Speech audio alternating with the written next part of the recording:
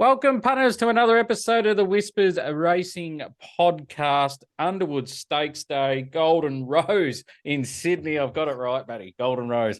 Wherever you play, it's a cracking weekend. Prelim in the footy. Hope your footy team's still alive. NRL prelims. It's got it all. It's an action-packed weekend of sport and racing. As always, I'm joined by Matty. How are you, Matty? Going well, Web. How are you, mate?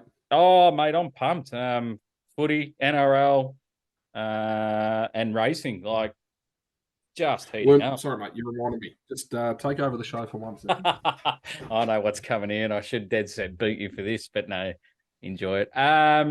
This week we got where Matty's going to preview race 3, Rose Hill. I'm going to preview Caulfield race 9, the Underwood Stakes.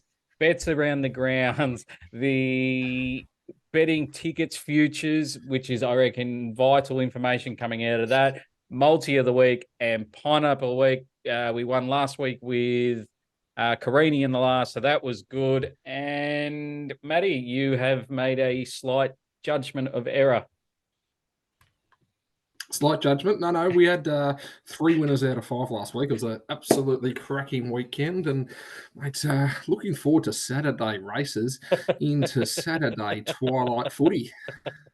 Mate, I feel for you. It's a cracking weekend. You're still alive, and that's the thing. My side shit the bed. Melbourne shit the bed.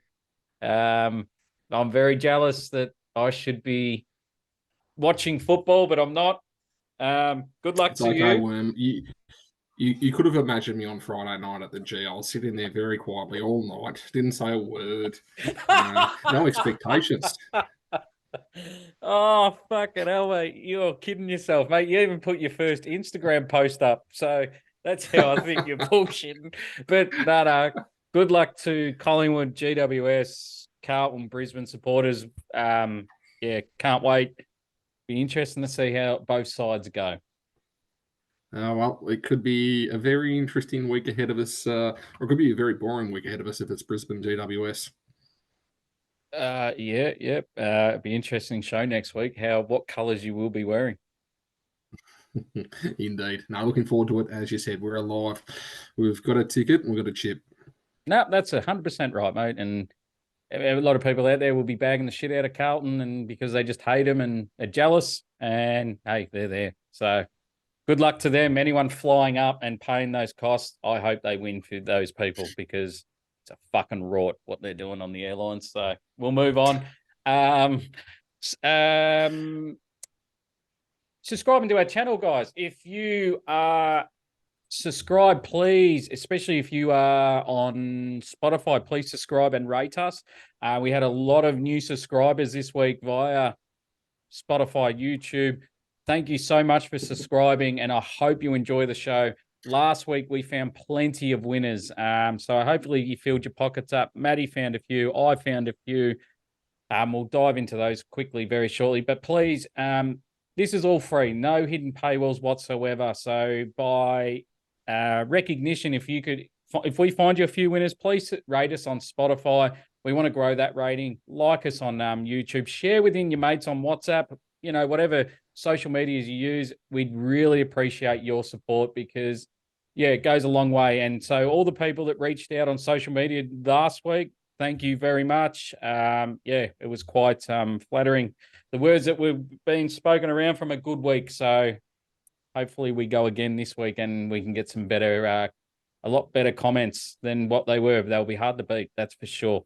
Last week, Matty, you want to talk about a few horses? A couple of horses. Look, up to Sydney, Just Fine. The King's ex-horse sold it to Australia. Wonder how he's thinking about Just Fine these days. It's quite laughable that the King has to sell horses, but anyway, all the better for those who have got a bit of a share in Just Fine. Mate, I wouldn't mind your thoughts in terms of it heading to the Cups. Do we think that's a possibility? Look, you just never know, do you? Like these sort of horses do come out of nowhere and just love our style of racing, and this is one of them. It's just jumped airborne.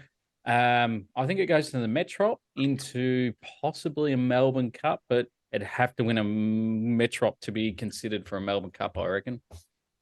Indeed. Yeah, I'll be interested to see what they do with that. I think it probably just needs to win something like a Metrop, and under those conditions, which is usually a fairly high pressure race, similar to the Melbourne Cup, and they'll get a very good steer to where they want to send it. Now, very quickly, just in terms of the old boy, think it over. Mm.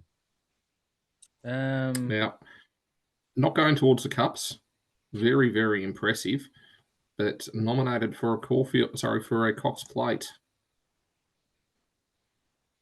Chances of it heading to a Cox Plate. I think it's got to be some, mate. I think it goes to the King Charles next start. It's got to be running top three, if anything like last start. So runs top three. I think it definitely gains a start in a Cox Plate. Absolutely. I think it's just down to barriers for that horse. Yeah, no, I think Cox Plate Day, think it over, will be there. And then down to Melbourne, Worm, you wanted to mention a few. Yeah, mate. Obviously Carini, very nice Oh, win. Mick that's off to the D. pineapple. Yep. Yeah, definitely double tap of the hip that one, because Mick D, 10 out of 10 ride, put it in an absolute gem of a spot, and I'm just wondering if it any further back would have won. I don't know. I did say that they'd be looking for Melbourne Cups with this horse. Oh, geez, I think it's a big ask. It was a rating 79 before this. Probably jumps up to an 85 after that, roughly. So I think it's got a long way to go. I think core country cups are a better option. Maybe like a Bart Cummings race, 2,500 meters. One of those weaker staying races. Like, there's lots of them out there this time of year. You could pinch a lot of good money out there and just go through the grades. Yeah, there's so much good prize Well, money I'll put on this top to you. of I get the country cups. If it runs well in a Geelong Cup, do they that. take? Do they then take it to a Melbourne? I think with the ownership group, it's guaranteed they would go to a Melbourne Cup. Just Yep. Ray Sikowski, what big figure in racing, loves chasing Group Ones. So that's why I think they do end up going. But if I was a owner of this horse, yeah, I'd probably be trying to just go through the grades and take your hundreds, 200, $300,000 winners checks each time, and it can do that. I'm not going to knock it at one bit. Absolutely. If you've got an opportunity to run at a Melbourne Cup, you take that every day of the week. Mr. Brightside, Yeah, mate. what do you do with it now? Yeah, I don't know. Well, clearly best horse in Victoria at the moment. Seed number one. As you said, Matty, best miler probably in the country. Do they go to a Cox Plate? I think you've got to. You've got to take the ticket. Your number one seed going into it so far. You'd be stupid not to, but geez, I obviously Champions Mile is there as well for this horse, and then potentially a Hong Kong. Yeah, potentially. But it'd be interesting. The Hayes stable, I think they believe it's a different horse to what it's been in different preparations, Yep. and that it can go further than a mile. So if they have that thinking, then a Cox Plate definitely is on the radar, and maybe not out of reach for Mr. Brightside.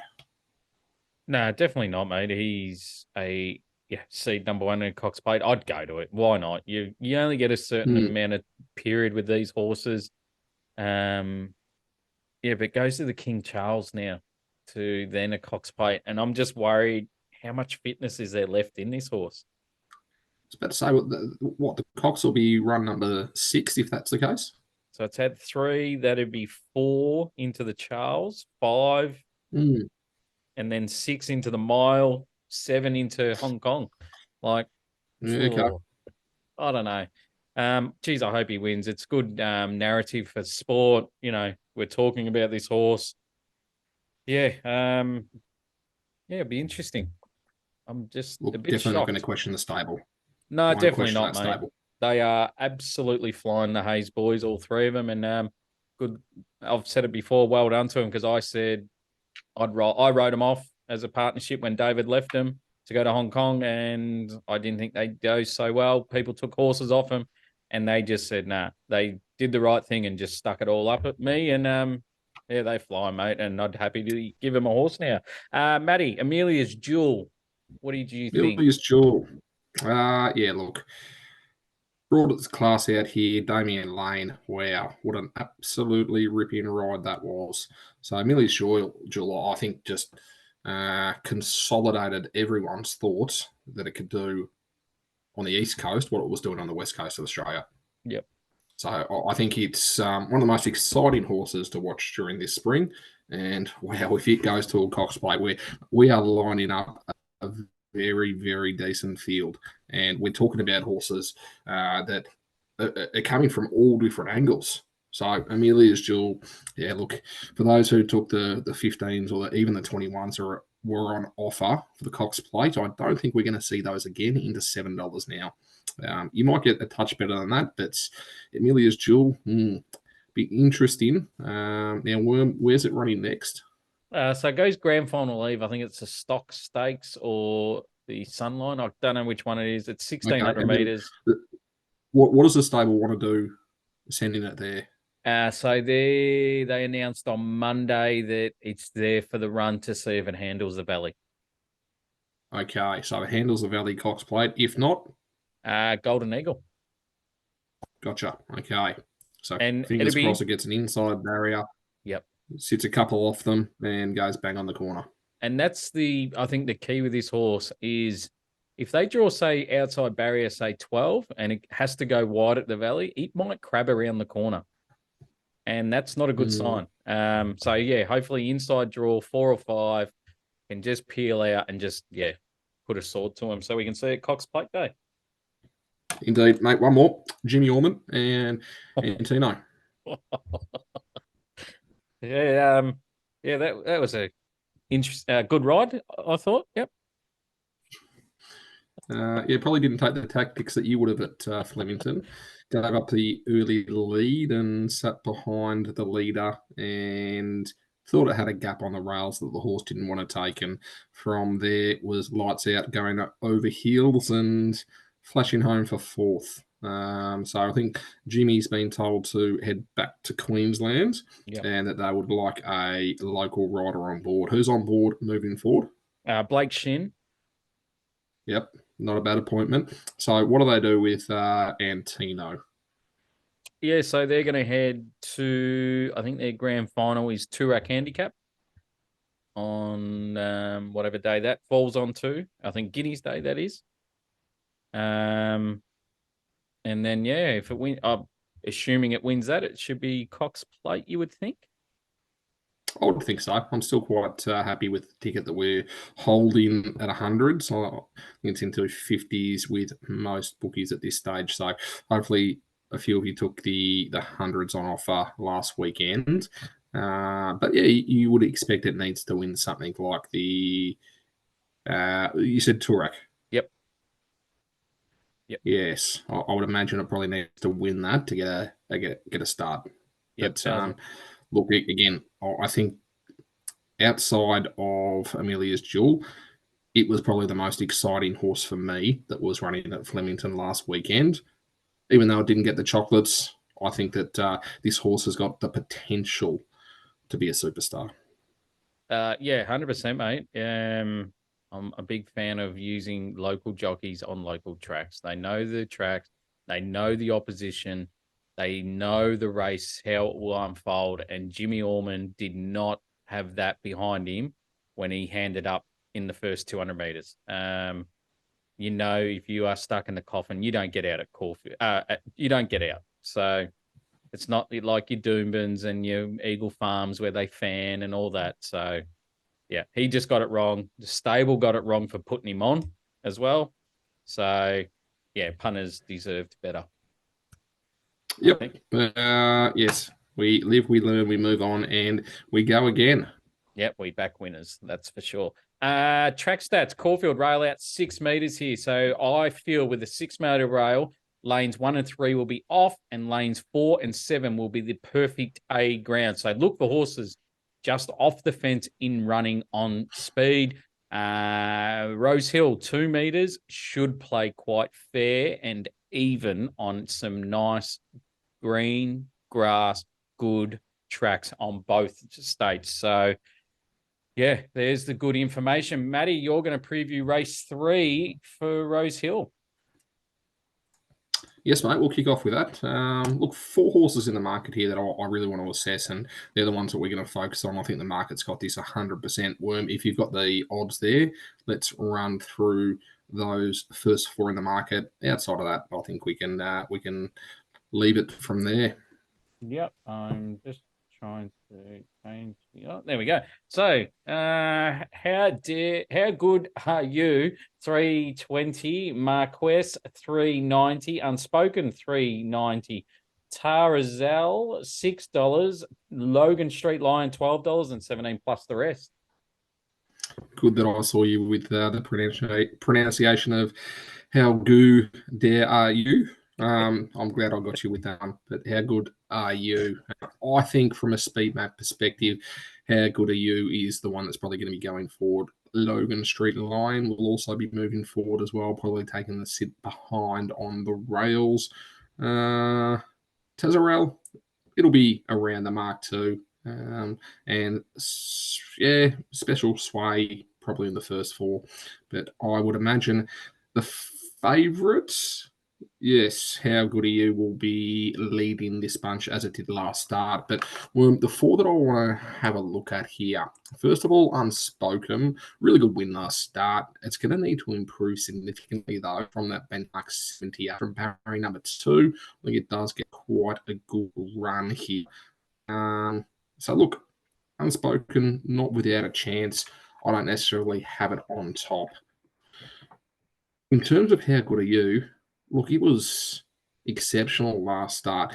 It went to the lead and absolutely controlled the race, got the break at around about the 350 metre mark, put a few lengths on them. Marquis just couldn't get going until about the 150 metre mark, and it was way too late. How good are you? Had the race absolutely sewn up by then. I expect it to set the tempo again here. And look, it's going to be difficult to get past. So if you did like it last start, I think Timmy Clark in front on this Waterhouse spot horse, I can't talk you out of back in this one. Then we've got Tazarel. Now, this one ran home just behind a horse that we mentioned just fine. And it was coming home exceptionally well. I think Tazarel, it'll probably follow how good are you across. And from there, probably sit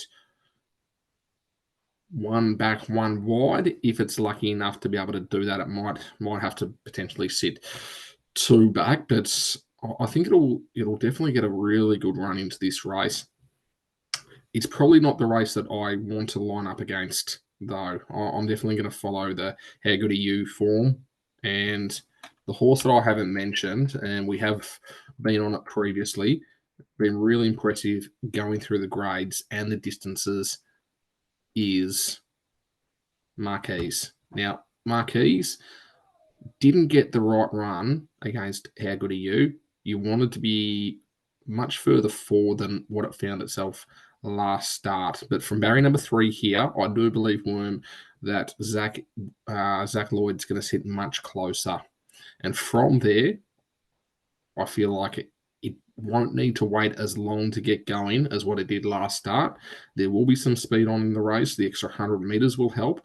And I think this gets the best map within the race. And Worm, that is why I'll be with Marquis in race number 3.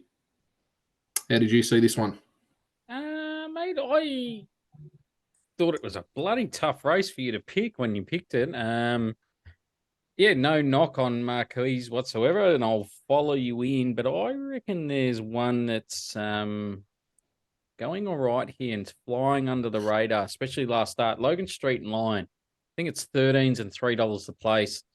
I thought its best racing's been when it's up on speed, and for some reason last start, Jason Collett took it back and was last wide from a good draw. I just found that very weird. It did run through the line nicely, and I know it raced against a few of the horses. I think Tazil was one of them. and finished in front of it, but it had it as a big head start. And I just thought Logan Street Lion hit the line well. Gets the Magic Man on board, and yeah, it should be going well at about $13 and $3. Logan Street Lion. Matty, any thoughts on And that mate, one? you mentioned that the Magic Man, he had a couple of runs on Wednesday at Warwick Farm. Do you think Yep. that just eases him back into the Australian way of going? Yeah, it does, mate. I think it's smart by him to do that. You don't see Ryan Moore doing that for this Saturday on Shinzu. So yeah, very smart of him. Just get his eye in, and yeah, I don't mind that. And I know I've been a big potter of this guy, calling him the Murder Man. I still haven't forgiven him off Winks in the AJC Derby, or Oaks or whatever one it was. But he rode exceptionally well in the autumn when he was here. So yeah, I can't be knocking him. Good call. I like it. No, as I said, quite comfortable to be with Marquis here, but a few. Well, I think we lost Maddie there. I'll move over to race 9. The Underwood Stakes, 1,800 meters. So we've got the favorite here, Alligator Blood at $3.50. Without a fight, $5.50. Tuvalu, $7. Solcombe, $8. Attrition, $8.50. Lindemann, $8.50. And then the big gap between $8.50 to $21, right you are. And then you can have 23 plus the rest. Speed map here. Lindemann leads here. What we do know is this horse won't settle. It'll just run. So this will all determine on what Huey does with the horse in the first, say, 400 meters. That will dictate the speed and how the race will pan out. I'll talk about Huey on Lindemann a bit later. Alligator Blood, I think, sits outside leader or behind Lindemann. If the leaders spread out, Tuvalu, barrier 13, has a chance to slot in. But if they don't, it's going to be 3 wide, no cover with Smoke and Romans. Right you are from barrier 2, should kick up and land behind the leaders. Non-conformance, Bank Mer should get nice runs in transit. And then you got your back markers, your Mwangas, your Douay, your Solcombe, Without a Fight, Alaskan God, Lunar Flare. So they might be spotting that front half a long, long way. And again, Caulfield, look for horses up on speed. In this race, I'm keen to be with 2 horses here. My main play here is Without a Fight. Love these horses' jump outs. Looks to hold its condition from the Brisbane campaign and maybe better, maybe looking a lot better. Looking back at its runs in Brisbane on its good track, it'll get that also here at Caulfield. Those races Without a Fight was in, it smacked Young Werther. Now, Young Werther hasn't missed a beat when it's come back from Brisbane to Melbourne. 2 from 2, I think it is. And he's just doing everything right. So I'm keen to be Without a Fight. And I'm keen to find out what it will do. If Young Werther can do what it did, imagine what Without a Fight can do. Well, I think he's just going to sit midfield, around, cover, 3 wide, as I said, just peeling nicely into the race, 3-4 lengths off him, straightening. And I think if he's held that condition from Brisbane, bring it over down to Melbourne, hasn't missed a beat, somewhere near top, I think he just goes straight past a lot of these. Roughie of the race here is Bankmoor. Really like this horse's run in the Memsey. I thought it was a bit of a hidden gem, only going down by 2.9. We know what Mr. Brightside did last week after the Memsey. Back in March, this horse won an Alistair Clark over 20-40 metres. This is 1,800, I know. Fourth was Amendable, who might be featuring later on in the podcast, was only 1.3 off Legato, who probably features in a Golden Eagle later in this prep. Came back to New Zealand racing in super condition, ran well. So I think the form's going to stack up well here at $51. I want to have a 1x3 play on Bank Mill from barrier 1. Alligator Blood, I just don't know about this horse now. I made excuses for him first up. And then second up, was it a pilot error just going so slow up front, Ollie? And then trying to make it a sprint home. And we know Mr. Brightside just loves those conditions, and it did it. So I just don't know with Alligator Blood. His best racing's when he's burying them into the ground at like the 300-meter mark. Confused, but it did win this race last year. So again, let's see. Right, you are, Solcombe. I want to see how they go second up now with bigger grand finals in mind. Right, you are, came back beautifully. Solcombe, we know what it did first up. So they're just watchers and see where they're at in these for the prep with big grand finals. And Lindemann, Matty, I know you're keen on this horse. We know this is probably its last chance, but here's what I'm thinking. Finally, gets back on a good track where it performs its best. First up, second up, both on slow tracks. Now, we know this horse will be out in the front. Huey doesn't need to fight this horse. He just needs to control it. That's all. Just get him in a rhythm. If he wants to go out and lead and be a maniac, that's fine, but just control it. If it does, this horse can win because last start, it only got caught with 100 meters to go. Fitness probably wasn't there being second up, and we know what Waller can do third up with horses. And just taking off again, I just think what it did last start cost itself the race. So, Huey, if you can control it, it can win 100%. It's just, we're going to know the fate in the first 400 meters. Matty, your thoughts? I like that. I like the appointment of Huey on board as well. It is D-Day, though, for Lindemann. If it wants to be running in some of these bigger Group 1s, then it needs to show something here. Well, I did just want to ask you about one horse, though. Right You Are. Now, Right You Are had a sensational autumn. Absolutely cracking autumn. Came back in August. Yep. Ran second over 1,600. Yep. How do you see it running here with, is it Johnny Allen on board? No, Benny Allen. Benny Allen on board. Yep. How do you see it running here for the Eustace Mar stable? Yeah, I think it's going to go all right, mate. Barrier 2, they've got to use it. They did use it first up, and that shocked me a little bit how forward they were in the run. And look, geez, I thought it was unlucky not to win, just a slight held up when the race was on last start. But this race, I just think if he uses Barrier 2, he can use Lindemann to hold that rail sort of position and camp behind them. And he could run top 3, and we could be going, this horse, won a Mornington Cup, but I think it might be deserving of a Caulfield Cup start after this run.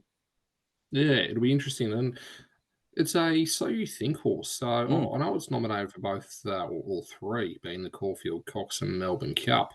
Yep. But definitely from a Caulfield and Cox play perspective, I find it exceptionally interesting. So I'm going to be very keen to see how this goes over the 1,800. I think it's one at odds that people may have just let slip. Yeah, and we know what Gold Trip did last year doing Caulfield, Cox, Melbourne. Now, I'm not saying it's going to happen, but I wouldn't put it past the stable after last year. I do hope. I think it can run a nice race. It's a tough ask to win against these A graders, but he's definitely not. He's not far off him, I don't think. And it'd be good to see how it goes, and we know what fate. I tend to agree, and it is difficult, but it's going to be second up after a run in August a few weeks back. To your point, I think it's going to be hard for it to beat a few of these. I don't think it's going to be far behind them. No, he's not. He's got Alligator Blood and Lindemann and Tuvalu possibly in front of it. But his main rivals, Solcombe without a fight,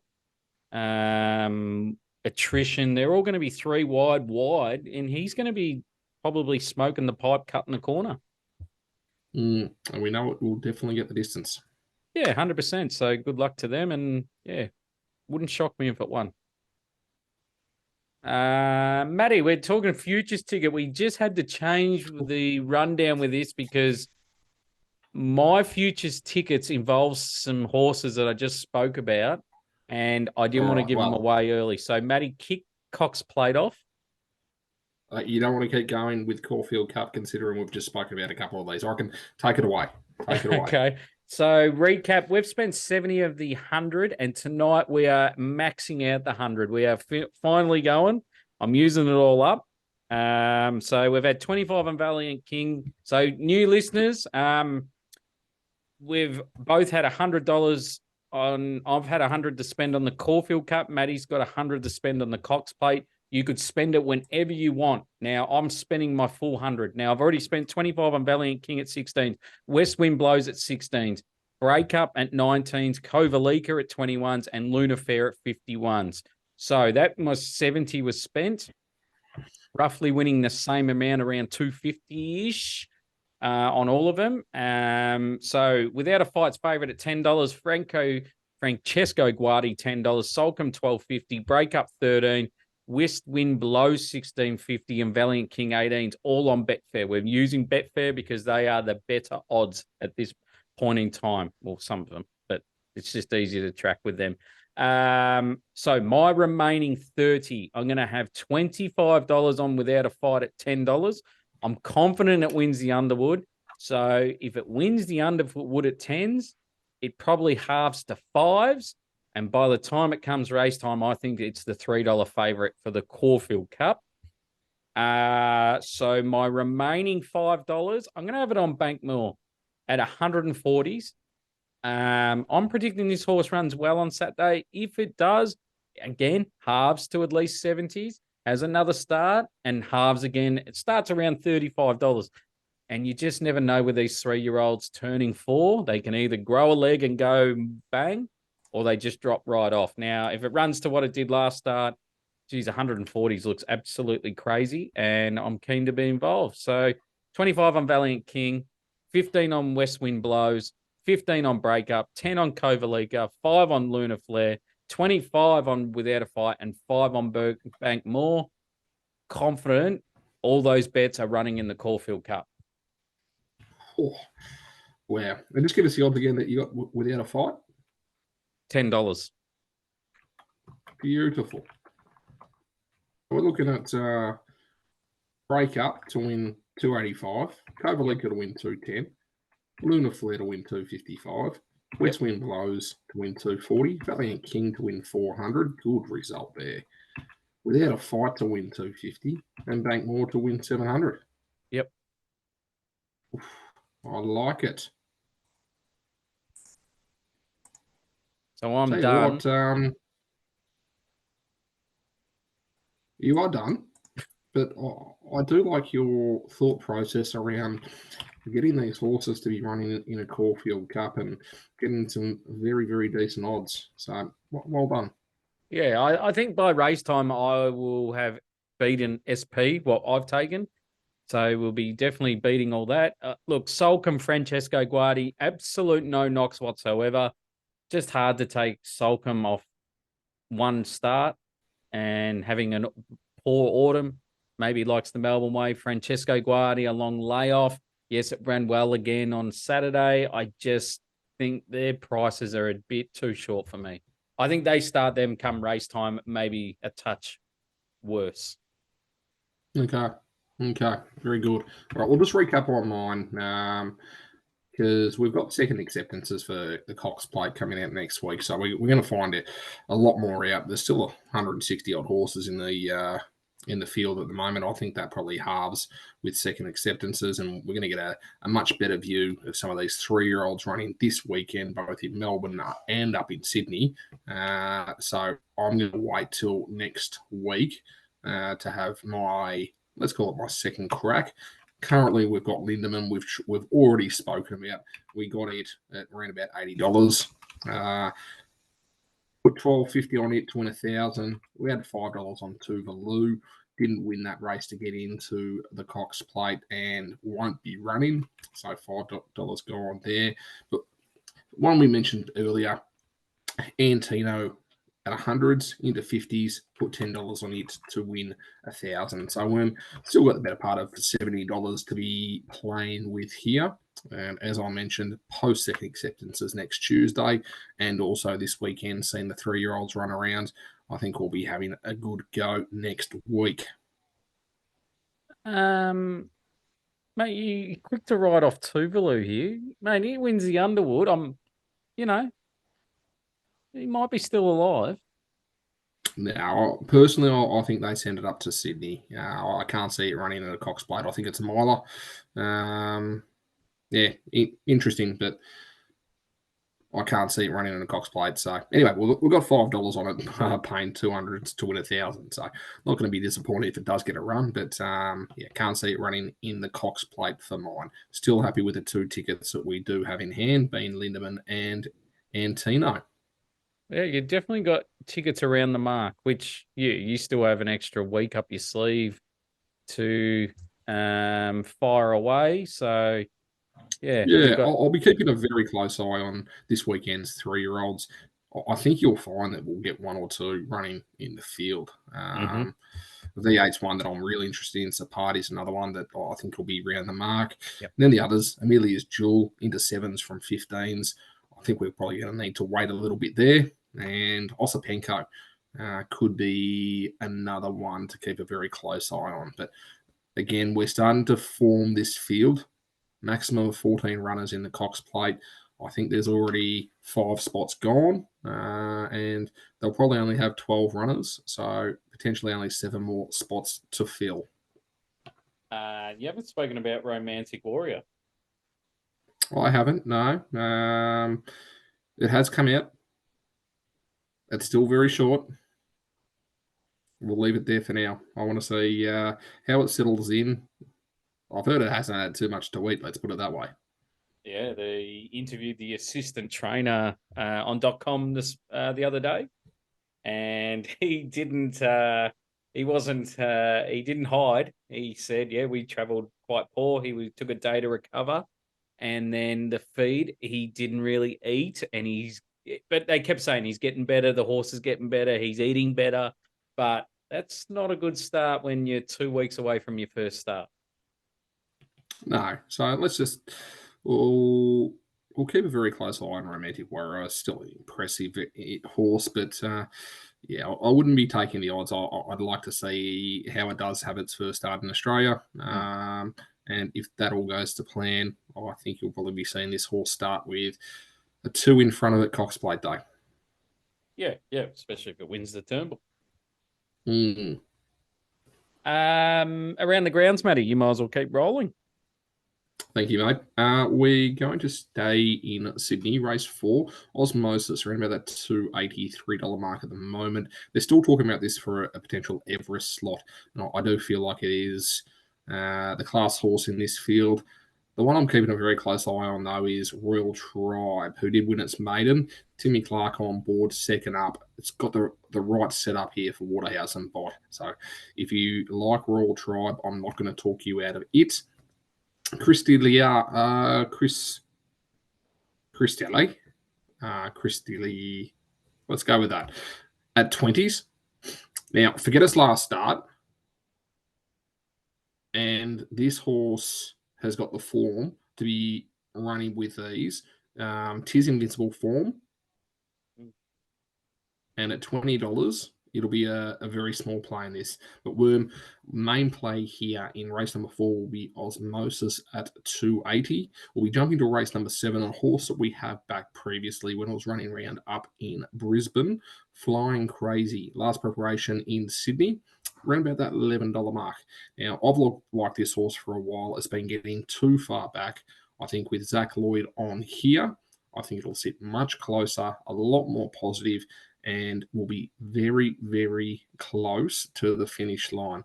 Each way play at 11, I think, is the way to go. Waterford is definitely the horse to beat within this, but Flying Crazy is the one I would like to be on. Worm, how did you set them for around the grounds? Yeah, so Rose Hill, race 8, number 2, Shinzo in the golden. Oh, lost it again. Golden Rose. Golden Rose. Fuck, I'm having a mare with that race. Yeah, I'm with Shinzo here. I think the price is good here. $6. 2 lovely trials, been set for the race. I think it's come back better. Barrier 10 is probably a negative, going to be near last, but I think the track's going to be fair, so we'll be screaming home. and I feel it's good enough to win. With the map being a disadvantage, yes, Ryan Moore's on board. It's not my local jockey, and I find it a little staggering that they would use him, but Ryan Moore's affiliated with Coolmore, so they're always going to use him, but he won on Shinzo in the Golden Slipper. So he knows, I think he knows how to ride the horse. And I think it wins this and starts favourite for the Everest. So that is race 8, number 2, Shinzo. And then we'll go to Ballarat on Friday, Golden Nugget Day. Nice little race. Race 7, number 2, Frankie Pino. Now, this horse split Right You Are and Smoke and Roam into Right You Are. I'm giving a nice chance in the Group 1. It split them last start. So they're running in the big Group 1, as I said. Plus, finally rode this horse forward, and he went super. They always kept putting this horse out the back, running through the line. They put this horse up and forward. It went well. Went to the jump outs again. They put it straight on the bunny. So this track will favour leaders at Ballarat. So if they put this horse on the bunny, $9 and almost $3 to place, great each way play. And I have sent it to the community. So I am on. So yeah, race 7, number 2, Frankie Pino. Maddie. What are you throwing in? Not Chris Tilley, but we will be going with Osmosis the place. Yep. And also Marquis the place. Beautiful. I'm going to throw in Without a Fight the place, $2. I think that's a really good price to get involved. And we're going to go Brisbane Broncos to beat New Zealand Warriors on Saturday night. Broncos should be hard to beat on their home turf. That comes to around $5. So that is Brisbane Broncos to beat New Zealand Warriors, Without a Fight the place, Marquez the place, and Osmosis the place, $5. Pineapple. So we're gone 2 in a row. We're going for 3. This is very rare areas for me. I don't know what this feels like. I know you're probably getting itchy fingers, Matty, wanting it, but I'm going to hold on to it again because we're going Caulfield race 6, number 10, Emendable. First up, nice win. There has been 5 winners out of its first up run, out of 14 starters. I think that is huge. Second up, it slipped when the barriers open, held up on straightening, was the black booker of the race. This horse is flying. Barrier 10 is a negative, but will be going back.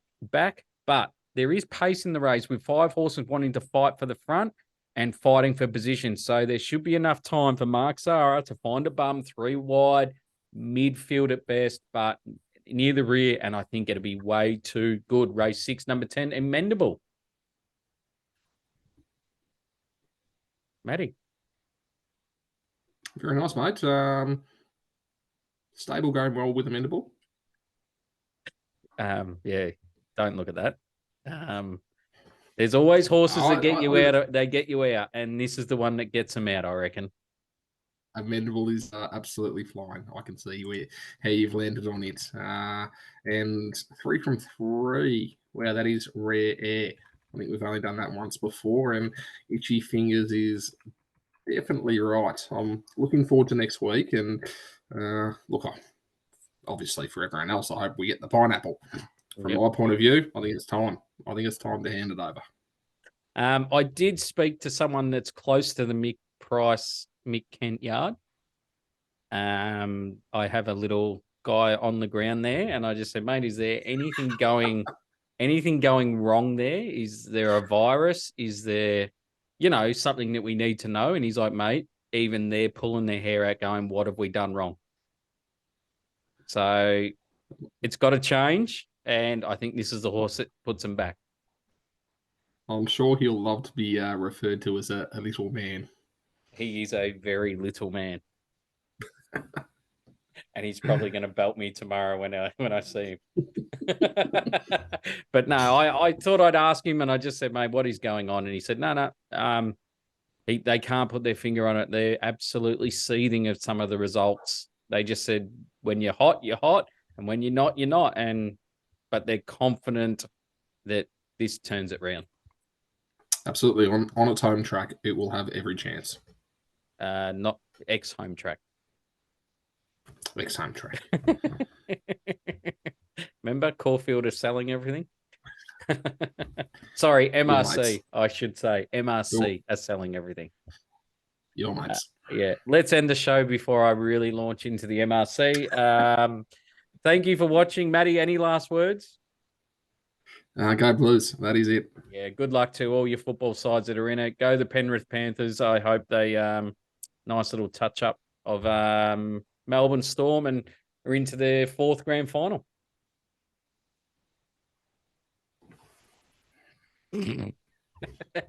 Matty's giving me a look like he's going to punch the shit out of me. So we'll end the show before it starts off. Good luck to everyone's footy team. Hope they win. Hopefully you fill your pockets up. More importantly, we hope we fill your pockets up. Stick fat to our socials, guys. Plenty of winners found on there too. Have a great weekend, and we will touch base next weekend for a grand final weekend and our grand final tips. Oh, Matty, Brownlow.